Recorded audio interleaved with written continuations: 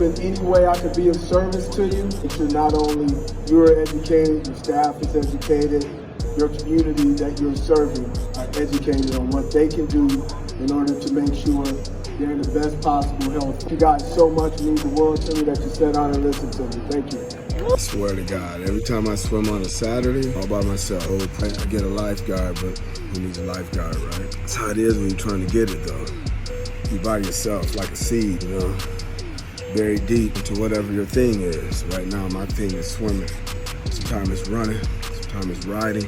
It's all the time business, but you're by yourself, and you fertilize yourself with your good attitude, your good beliefs, you know, good values, you know, big goals, you know what I mean, big vision. So you gotta be alone. That's how you grow.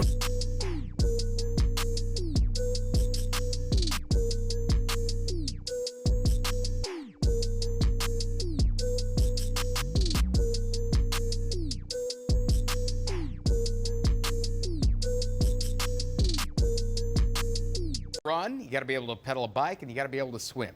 You better be good at all three of them, just like all those triathletes that are participating this weekend in Cleveland. One of them, though, took a pretty unusual journey to the starting line.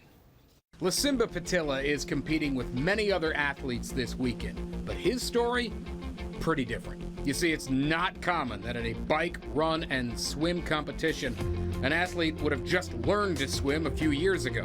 But not everyone has a story like Patilla's. For him, his fear of swimming started in 7th grade.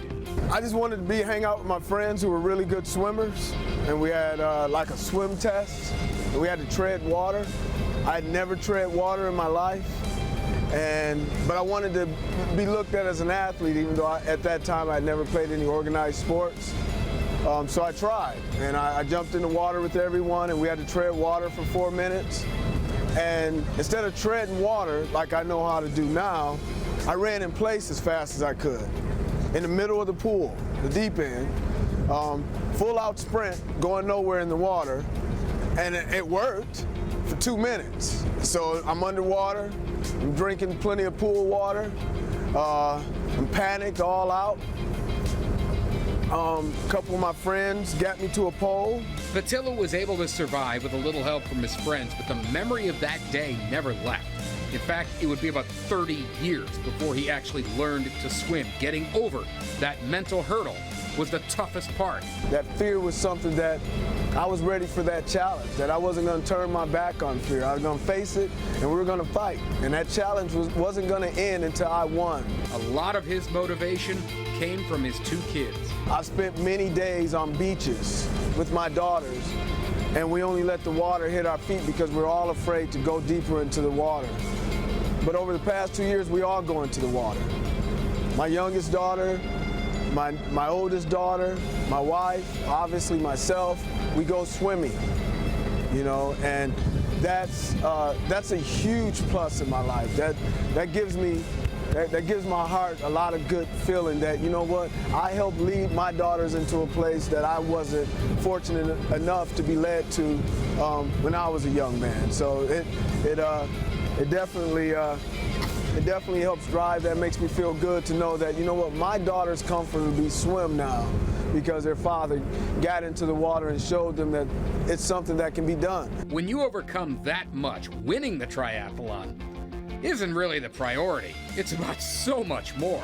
There's 60-year-old guys here that are going to beat me tomorrow, I guarantee you. Will beat me on Sunday, I guarantee you.